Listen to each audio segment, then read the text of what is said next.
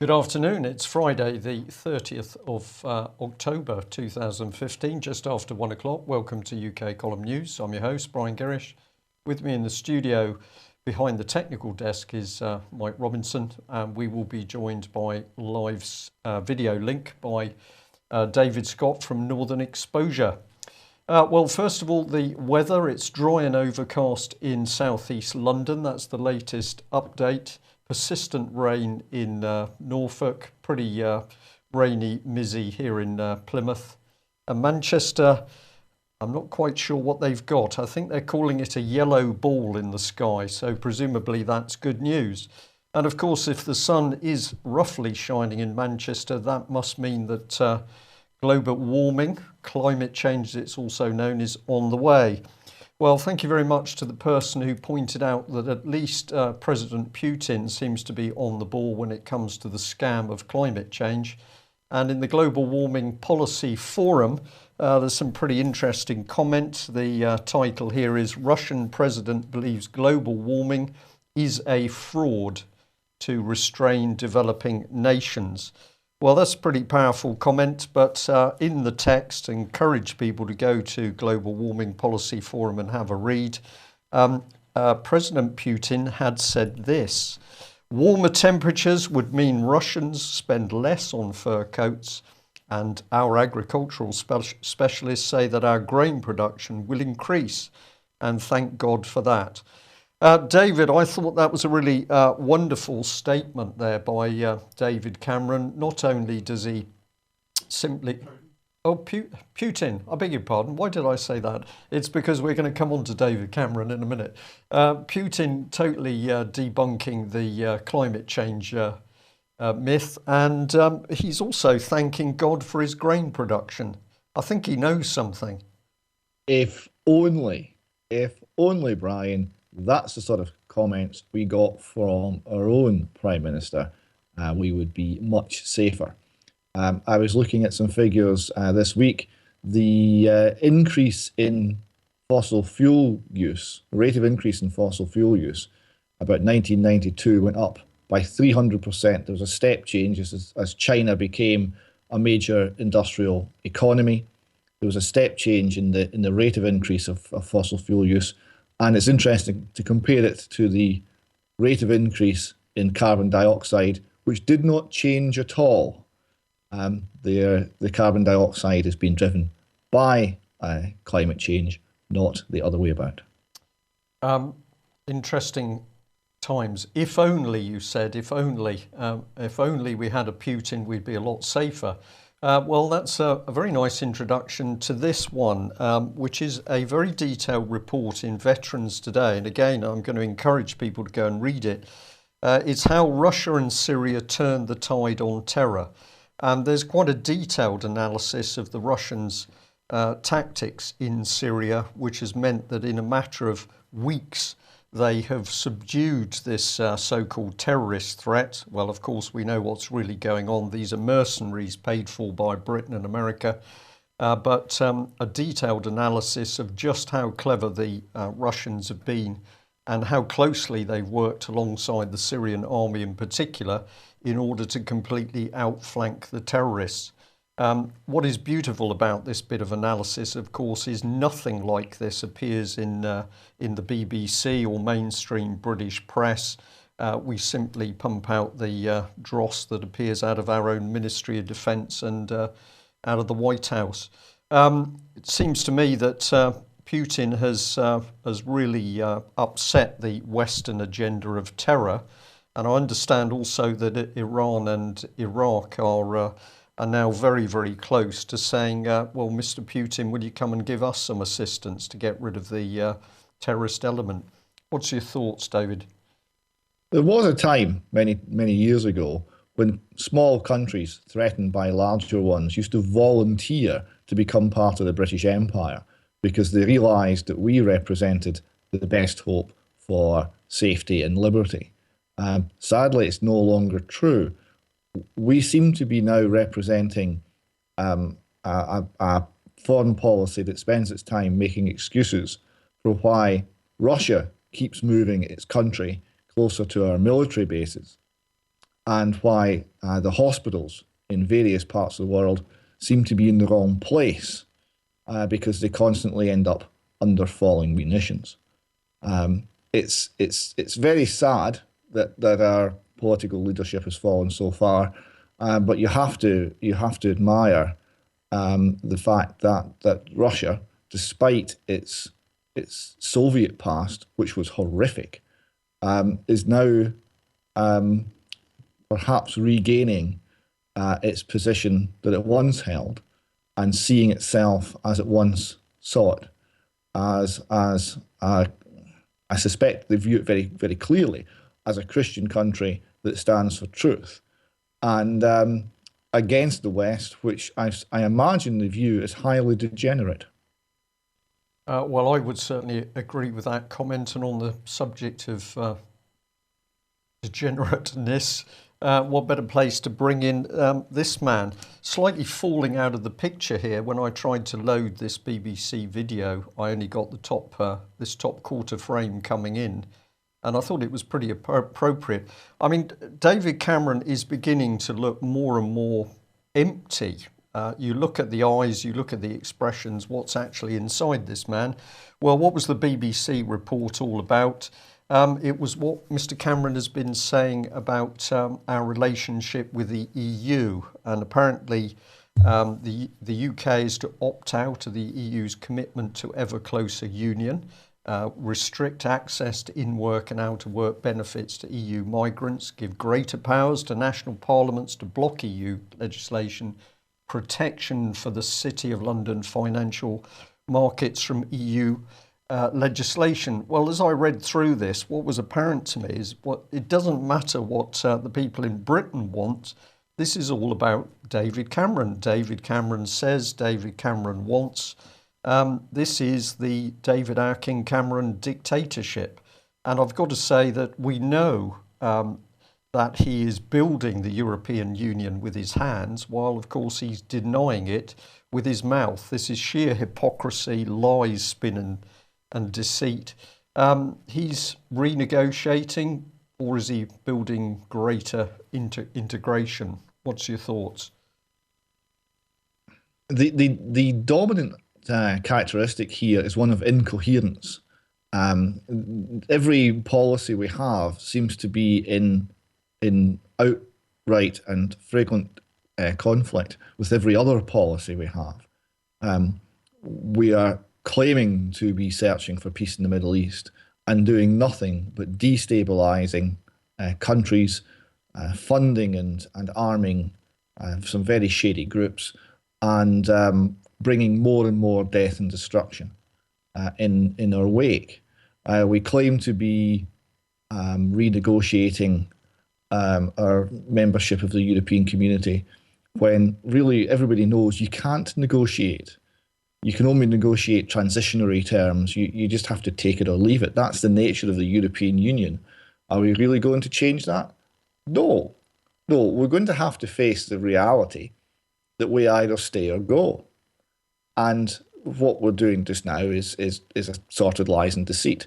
It's about time that we were honest, that the politicians were a little bit at least honest with us, and we could have a mature discussion about who we are as a people and what we should be doing. Well, one of the things that I feel, personal comment, I feel we will come away from the European Union, but the objective at the moment is to make sure that this country is absolutely destroyed as a power base. This is what's going on with the infrastructure. This is decline of the armed forces. We are to be wiped out as a nation, and then I think simply pushed to the side of the European Union project. So that's the way I see it going. Other people may have a different view, but what is clearly happening at the moment is that we are seeing this country simply pulled apart now by David Cameron, previously, of course, by the Labour Party, Lib Dems hiding in the background, but they're part of it. But destroy Britain, remove its power and influence, and then allow the European project to carry on as it wishes. And of course, the protection of the City of London is interesting in there. Wherever you go in your research, the dirt, the criminality, the muck, the policies seem to be coming out of the city. Gog and Magog, maybe. Indeed. What we're seeing is that there are certainly rules and rules. There's one rule for the City of London and one rule for everybody else. People talk about not bailing out industries, and industries have to stand on their own 2 feet. I'm all for that. But we've now got a steel industry that doesn't actually make financial sense, even if everybody it employs worked for nothing. Now, this is nothing to do with cost of living. It's nothing to do with productivity of labour. It's to do with the cost imposed on that industry by government taxation and the cost imposed on that industry by government regulation of power generation, something that Mr. Cameron referred to as that green crap. This has made our steel industry completely uneconomic. We've got a steel industry which is very high investment, very high capital investment, and now a relatively small employer. So wages are not the issue. It's not anything that we can't compete with China because, they're bashing out low value bits of plastic at, two penny a piece. That's not the nature of the industry we're talking about. It's very high tech. It's hugely high investment. And we've got this thing called the City of London. It's meant to be the great powerhouse of the world financial system. Well, it doesn't help us. It's not generating investment into our industries. It's not generating a situation where these industries can compete. So it's then all the more strange to see that when it runs into trouble, then and only then do the are the gates of heaven opened and money showered from government coffers into the banks to bail them out. We didn't let them fail. We should have let them fail. And they now know they can never be allowed to fail. They will never be allowed to fail. There's no restriction on what they do as a result. And this is not good for the country because having a country based solely on selling pensions to one another won't work. Agree. Well, we just come back to Mr. Cameron because I think some of this is just incredible. He was asked whether Britain was better off out or in the EU, and he said there's a debate about Britain's membership of the European Union. That's why we're having a referendum, and people will be able to listen to all of the advice and all of the positions that they hear before making up their mind. So what this arrogant man is saying is that the British public, I think it's 42 years now, I might have done the figures wrong, but it's a long time, but the British public is too stupid to understand the EU after all this time, and we have to wait until we hear other people assessing whether it's a good thing or a bad thing, and particularly what David Cameron's opinion is. Whereas we know if you go anywhere in the country at the moment, get people in a debate about the European Union, the bulk of the country knows it's rotten, still hasn't produced a signed off audited set of accounts, but we've got to wait for David Cameron. I'm going to say sheer arrogance. And of course this was happening in Westminster on Wednesday, was it now? That's right. And this was the Royal Marines protesting at the imprisonment of Royal Marines Sergeant Alexander Blackman. Surprise, surprise, the BBC failed to report the demonstration in any of the main TV bulletins, including BBC One News, sorry, that should be news at 1 p.m, 6 p.m. and 10 p.m. And I just wanted to bring in, of course, that who is responsible for Mr. Blackman being in prison at the moment? Well, it's David Cameron. David Cameron is the man responsible, and he has let this thing go through. And then, of course, the other thing that's going on is all of the Royal Marines that attended in uniform are apparently going to be fined. They're going to be put through disciplinary procedures and either fined half a day's pay or given extra duties to do. But we never, or the mainstream media is never actually putting up who's responsible. Who is responsible for this? David Cameron. So he attacks the military, he attacks Britain, he lies over what he's doing with the European Union. Despicable. But remarkable that we've also got an attack going on BBC's Mr. Yentob. And all of the information spewing out now that he spent £85,000. So this is information that's been known for a very long time. Why is it all coming out? Well, of course, Mr. Yentob has been backing kids company Camilla to say that the accusations are not true. Now, we're watching a lot of comment over the internet at the moment. The point we are interested in is there was no attack on Kids Company until Kids Company presented David Cameron with the list of high-level political and VIP child abusers, including satanic ritual abusers. And within a matter of days, massive attack comes in on Mr. Yentob. Just a quick comment, if you like, on that one, David, and then I'm going to move on through a couple of other things, and we'll move north of the border. But BBC under attack, or Mr. Yentob under attack? Well, anyone who reveals the nature of paedophile and satanic ritual abuse in this country seems to be under attack. We're seeing that more and more. We've seen Tom Watson come under attack. We've seen Simon Danczuk come under attack. We've seen Zach Goldsmith come under attack. If you speak out on this subject, they will get you, seems to be the message.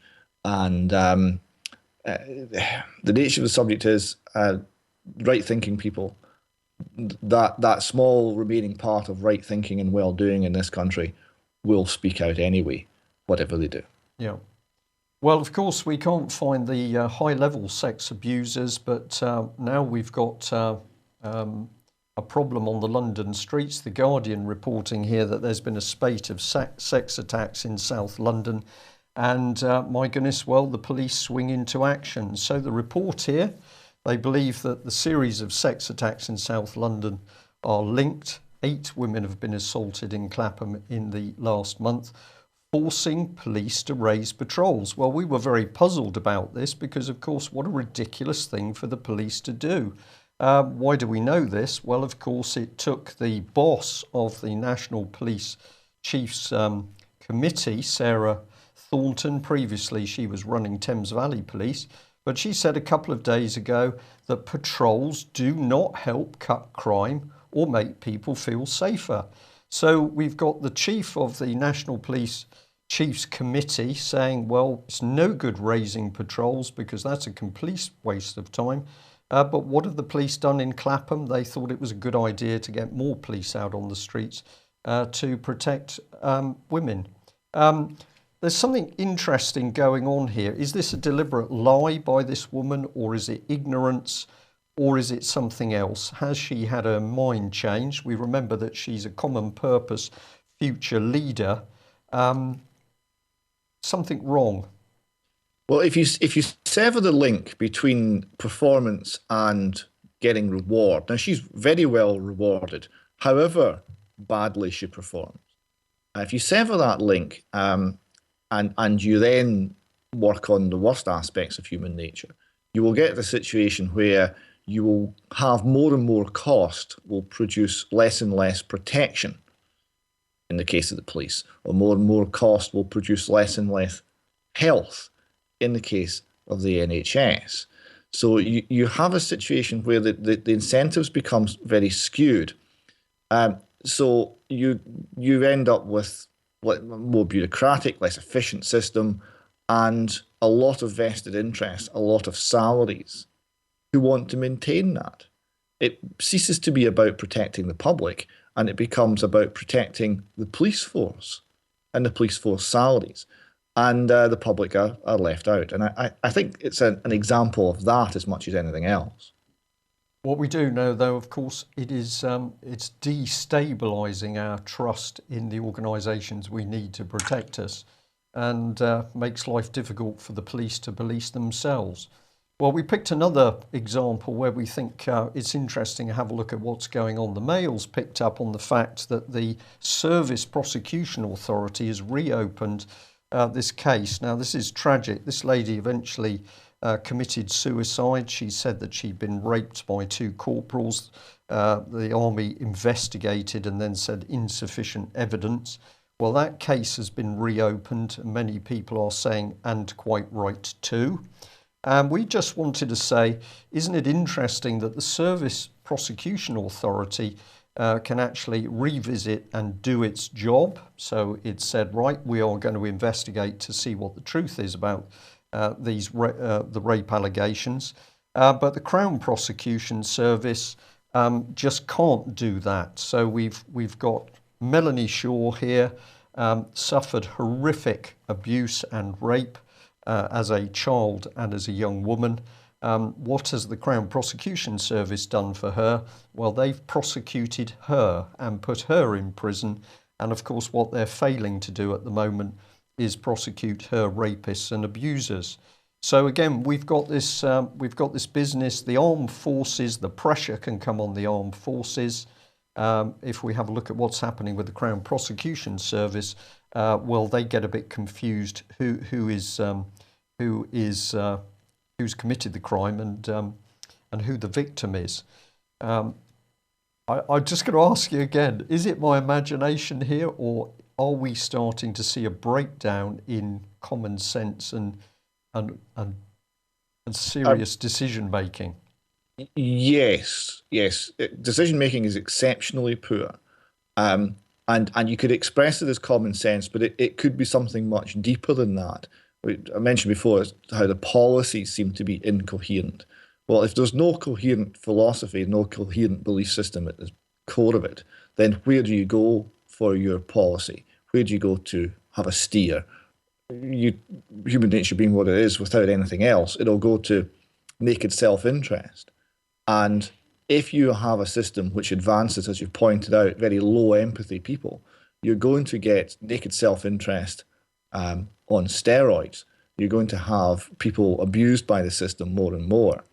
I was looking today at a case in America where a well-connected and extremely rich man raped a 12-year-old girl so severely that she was in a coma for 5 days and in therapy for 10 years. The evidence was cast iron. They found the girl's blood on the man's underwear. He got a very good lawyer. You may have heard of her. Her name is Hillary Rodham Clinton. There was mistakes made in the lab and they lost some of the evidence. Miss Clinton managed to get him off with a 1-year sentence down from life, which is what it should have been. And there are apparently lots of tapes with her laughing about the errors made by the labs. You're talking about very low empathy people here. You're talking about people who have no moral code. You're talking about people who are only in it for themselves. And this is the sort of person we have running the country. Well, let's look at this. Bearing in mind your comments, let's just have a look at this. We were given this article. It's Vox Political. Again, I'm going to say to people, please go and read this article. Council Finance Chief to investigate workhouse scheme. And the basic story is about a former bus depot in Blackburn, which is going to be used for recycling and supposedly bringing homeless people back into society.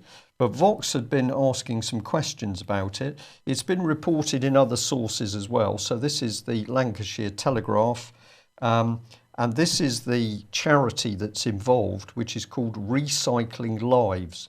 And I've got to say, I find that title particularly creepy. Maybe just me. But this is what the Telegraph had to say. It says, Recycling Lives is trying to assemble a financial package to make its ambitious plans for Blackburn a reality. The charity's associated social enterprise would run the site as a recycling centre for items such as metal scrap, tyres, plastics, televisions and redundant household items. The money raised from selling these items would provide the homeless and others on the margins of society with training, education, work experience and employment. It'll also provide accommodation for up to 10 workers who would otherwise be homeless or sofa surfing. Now, we're not saying that the charity has done anything wrong. We're just highlighting for people this is going on, and what does it really mean? Well, if we come in from this angle, this was a couple of the points from Vox, from Political. They said this: homeless people could then be paid the minimum wage and be topped up by the local council paying housing benefit, which would be paid to the charity for them to live on a recycling site. And the second point which I decided to pull out was the charity website of Recycling Lives even talks about these homeless people being farmed out to other companies, and those companies paying the wages they would have paid to Recycling Lives, so that money coming back to Recycling Lives. Now, this is the comment from Vox Political. We tried to get some comment from the charity itself, but they were all in a meeting apparently. But when you phone the charity, you listen to a recorded message boasting that they came into being as a result of coalition government welfare reforms. Well, here we are, welfare reform white paper. This is taken off the charity's own site. Coalition government's welfare reform white paper has been unveiled in Parliament today by Work and Pension Secretary Ian Duncan Smith. He said, your contract is, if you're unemployed, work with us, do what you have to do to look for work, apply for work and take work. If you do not, there'll be a series of different sanctions that say, look, you're not helping, you're not working with us. So that was the hard line from Ian Duncan Smith. We then get the charity on the back of it saying, here they are to recycle things, make money and help people socially. But if you look at it in black and white terms, Ian Duncan Smith, do as we say, or you can recycle waste. And where does this idea come from? Well, actually, this is big society. The integration of charities and social enterprise in society is David Cameron's big society, and that is communitarianism, which we're calling communism light. So a low empathy Ian Duncan Smith person there, David, and we don't put people into apprentice schemes, we put them into recycling. Yes. I'll need to look at that more. That's very interesting. It sounds like servitude. It sounds like being a serf. There was a point where if you wanted to go to the New World, to America, you would find yourself in bonded labour for a set number of years until you'd paid off your ticket over the Atlantic, and then you'd be free to go and live your life. It sounds like a move to something along those lines. This idea that you've got this organisation who's benefiting financially from someone's work, and what are they providing? They're providing a vehicle which gives access to government money, which is only money stolen from other people who are working. Charities in this country fall into two categories. You've got the ones which are run on a shoestring budget and are only interested in helping people, and you've got the ones where there's a lot of fat salaries and they are, in practice, an extension of government policy. The word charity puts everyone to sleep and means that we don't give them the scrutiny they need. So the first question is, how much is the running cost? What's the salary cost of this? Are there any people who are sitting there earning £75,000 to £100,000 a year in order for organising the work of these people who are at the bottom end of society and are looking for a way back in? Now, work is the right way to approach that. I saw some statistics a while ago that this related to America, but it'll be very similar here, that if you finished school to sort of high school level, you refrained from having children out of wedlock, and you took a job, any job, and didn't leave it unless you were moving to a better job, your chances of being in poverty were extremely, extremely low. It was less than 5%. So you have a situation where work and a certain approach to how you live your life is what's necessary. But what is this? Is this giving people a chance, or is this exploiting people?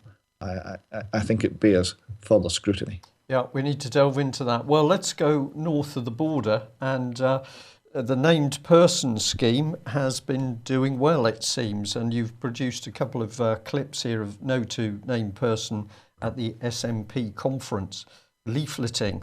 How successful was that then? It was very good. I mean, the one conference is the SNP conference, and the second one is actually today Sorry, at beg your the pardon. Scottish Labour Yeah. Party conference. So they're getting around most of the political. Oh dear. Okay, we seem to have lost some video connection at the moment.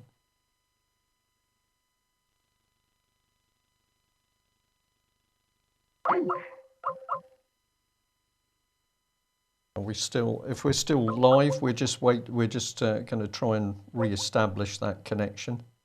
And David will be covering the Scottish Government getting a little bit panicky over some questions to do with the named person scheme. So on screen at the moment, you've got the Kay Adams programme, and this is where the debate took place. Well, why don't we just play that that clip? Because basically what happened here was that Kay Adams was interviewing the relevant minister in Scotland with regard to the named person scheme. And what was quite interesting is this is a little 2.5-minute clip, and about halfway through, the minister starts to come under a little bit of pressure. And there seems to be some strange whispering in her ear as if she's being prompted, which can be overheard in the background. So we'll play this, and hopefully by the time we come back, David will be back online. Can we let the Minister respond to that then?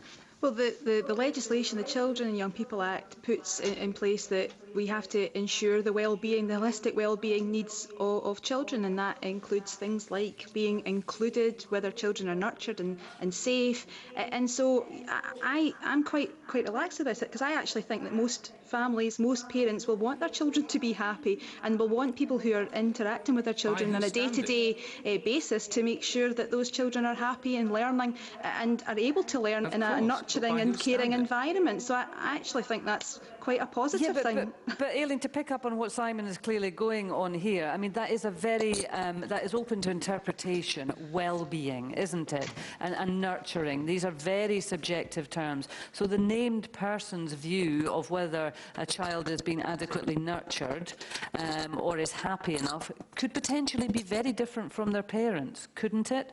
Well, I think as well, though, that the teachers who are working with... Couldn't it? Just answer me on that. Well, the reason we've got it in legislation, the reason we've got it within the Act... Could there not be a difference of opinion between the named person's assessment and the parents? Could be, but however, that goes back to whether or not we have so robust who has the final say? Well, the parents, the parent or the named person? The parents are always the best person to look after their children. But this is, again, goes back to the kind of understanding that this is an entitlement for families to go to if they need support. We're talking about a statutory system whereby, you know, families will have a named person in their lives, whether they choose to or not. And I totally appreciate what you're saying. They can choose whether to access it. Yeah, but if that named person, decides that the child's well-being is not being best served, in their professional opinion, do they have the final say? Well, no, not unless there's a child protection issue.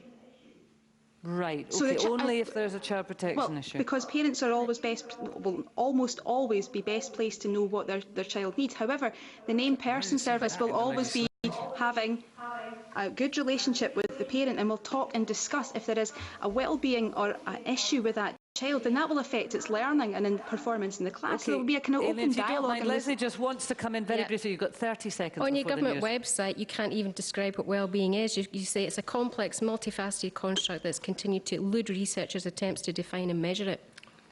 Well, we set it out within the indicators, Shinari indicators. But you can't define it, measure it. It's set out within the wellbeing. There's wellbeing wheels. There's different local authorities have different approaches.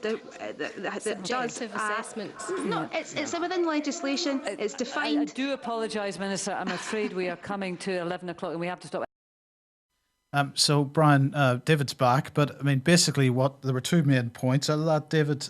One was that initially the minister was saying the parents are always best placed to make decisions about children, but later on she was qualifying that somewhat by saying almost always best placed, and then we come on to the whole issue of well-being and the fact that they have no definition for what this is.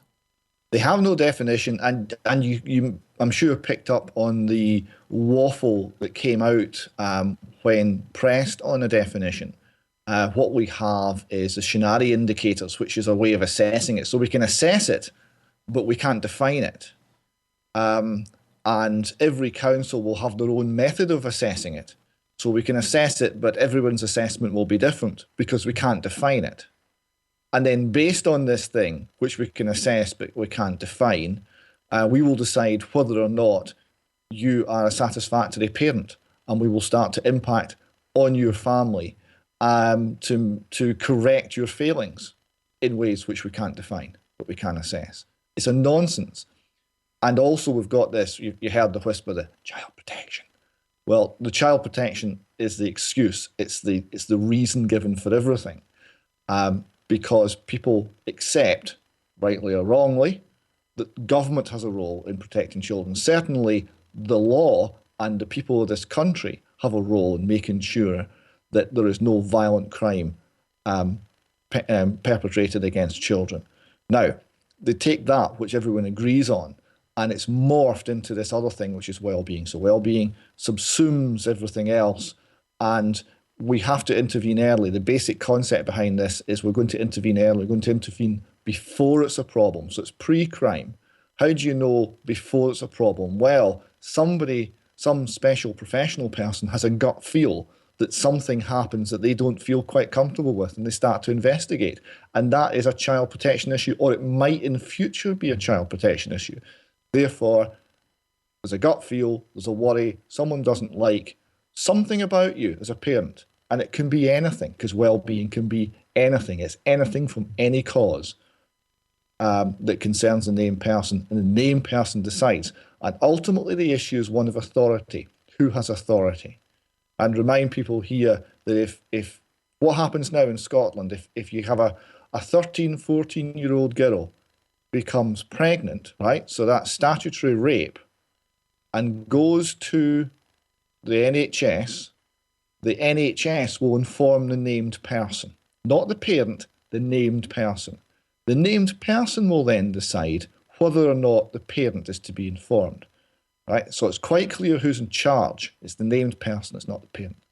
David, you produced this home education forum clip, as it were, which I'll just put on the screen. Now, don't worry, the text is very small. I'll read a little bit out, and then we'll highlight the pieces we need.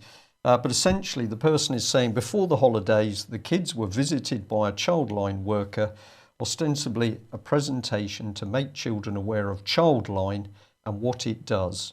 She spent 30 to 45 minutes with her 4 classes of P6, P7 children from 2 local schools, 2 of the classes being bussed in for the occasion. So this is NSPCC getting into the schools to teach to talk to the children.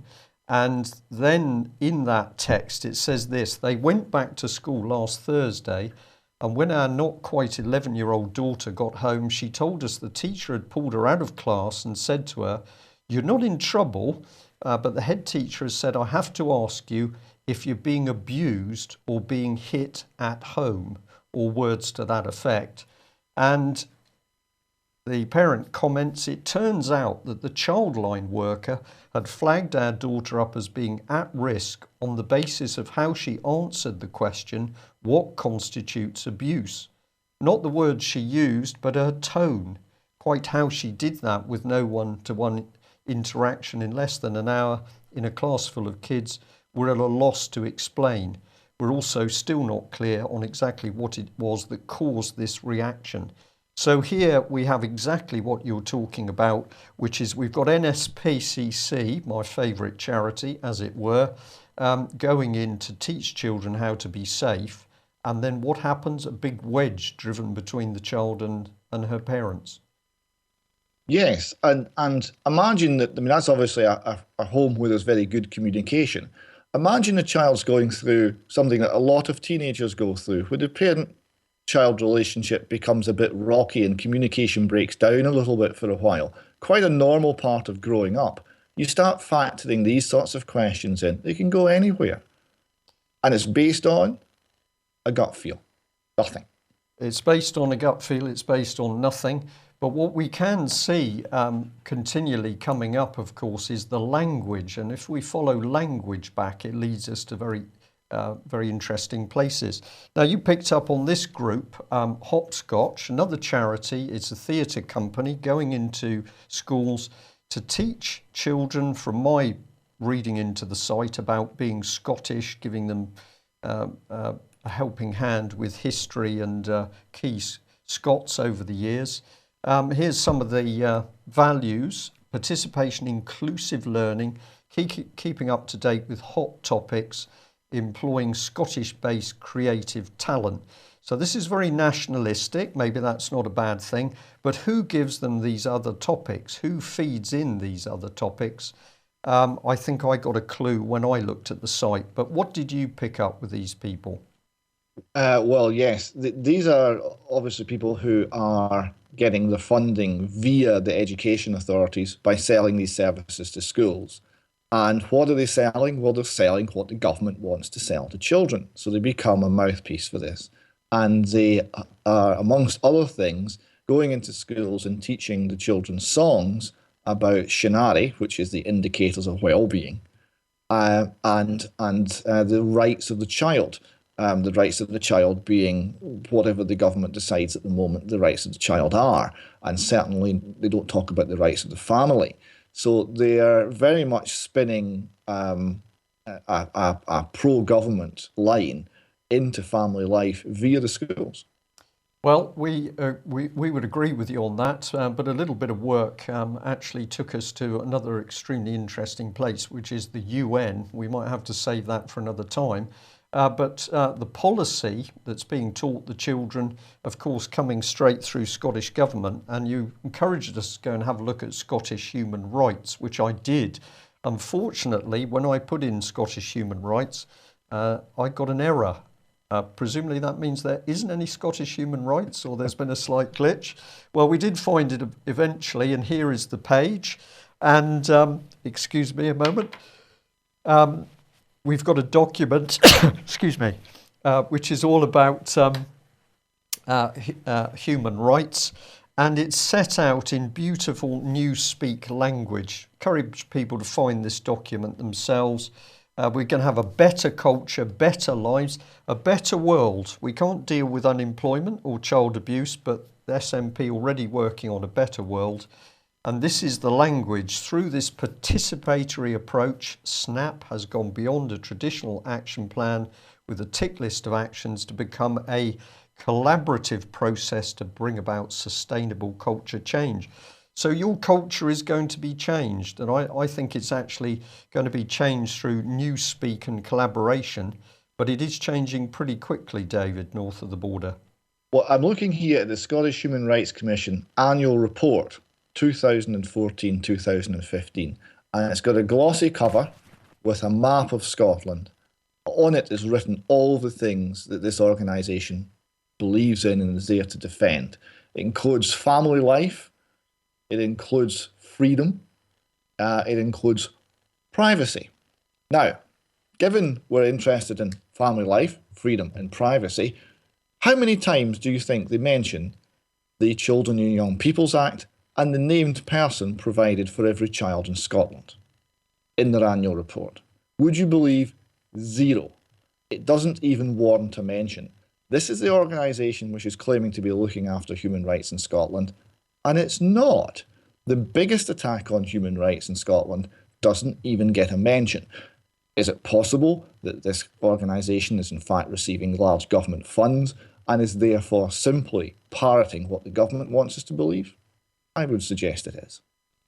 Okay, David, it's just incredible the speed this thing is unfolding. So while we've got the government saying it's promoting human rights, of course, what we've seen with the Sheikh Obeyo incident is the complete opposite.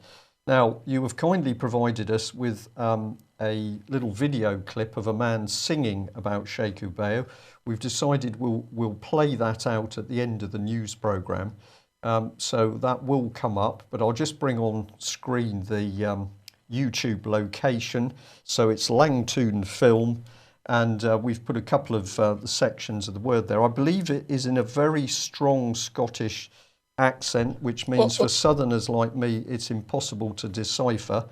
That's maybe putting it a little strong. I come from not far from Glasgow, and it's a Glasgow accent, so I thought it was fine. But one or two others have said that they found some of it a little difficult to follow. The chap is a very thoughtful young man, I would suggest. His name's Dominic O'Hara. And when you listen to the words he's singing, not only is it of some musical worth, but the analysis that underpins it, it's not simply an emotional response to what happened to Sheikh Ubayy. It's also an analytical response. And he talks about the fact that it's all a gang and it's called democracy. And he talks about what we need to be looking for is truth and justice. And this is an extremely important point he's making here, because democracy, when you get right down to it, is two wolves and a sheep voting on what's for dinner. Because a majority vote for something does not make it true, a lie remains a lie. These words have meanings beyond what people vote them to mean. Because a majority vote for something does not make it just, right? Because our political system has looked at, for example, the Holly Gregg case and all of the paedophile assaults on children by people in high positions of power, and says, there's nothing to see here. We're then expected to believe this and accept it. We're told these lies and we're told the truths. And we're saying, well, we live in a free society. You have democratic rights. Therefore, what results must be truth, must be justice. Therefore, you can have no cause for complaint. This is a lie. And this young man in his song shows and recognises that it's a lie. Well, David, I will be listening to that again. We're encouraging people to get onto YouTube and find that clip and listen to it. Of course, the subject, unbelievably serious, the death of this young man in police custody. And according to this article, he was fighting.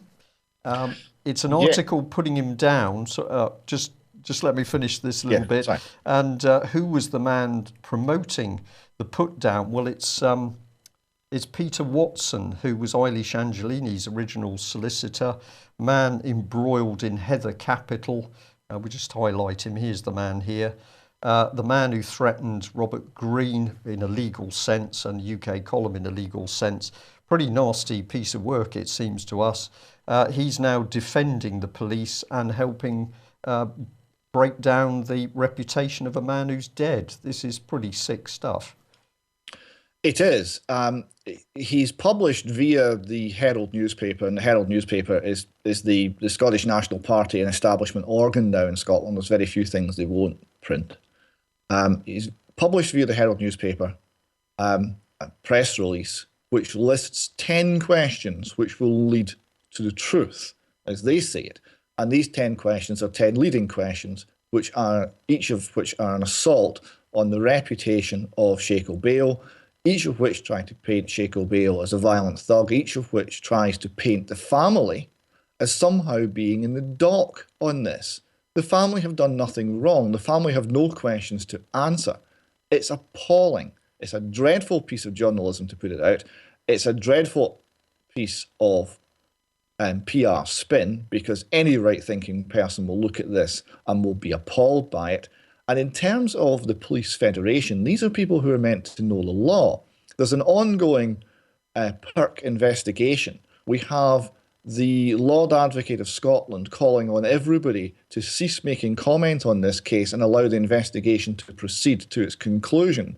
And we have the Police Federation putting this type of garbage, and I mean garbage, gutter journalism, out into the world. It is a shame on them. Well, we'll add this bit to it, because this is Mr. Anwar, who's been saying that people have been suggesting that if tasers had been used, the death could have been stopped. This is diversionary argument, of course, but it's saying CS, batons, cuffs, 9 cops, isn't that enough? And they want tasers as well. It's quite frightening, the implications for this case. Death in custody. Does the truth come to the surface straight away? No, the state starts lying and covering up.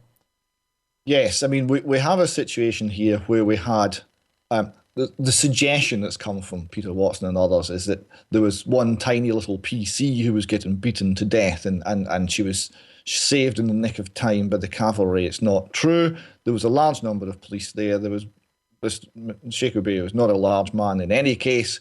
There was more than enough people to deal with any and all eventualities without excessive force and without anybody failing to go home at the end of the process because they are dead. And the suggestion that what we need is more torture devices in the hands of our police force is just ridiculous. Yeah. Well, on that note, David, we'll finish our news today. Some very serious stuff going on right the way across the country. What do people need to do? They need to understand what's happening. If you're awake to what it really is, start talking to friends, family, neighbours, get the word out there. And I think we also need to challenge the people bringing this dreadful policy in. It doesn't happen by accident. We have politicians bringing the policy in. And of course, they are being fed by a civil service which has now been utterly corrupted in a political sense. It's up to us to stop it. We know where they're going, our lives, that's one aspect. But of course, the state is now clearly after the lives of our children and grandchildren. So there we are. It's up to us. Can we do something? Yes. Speak out.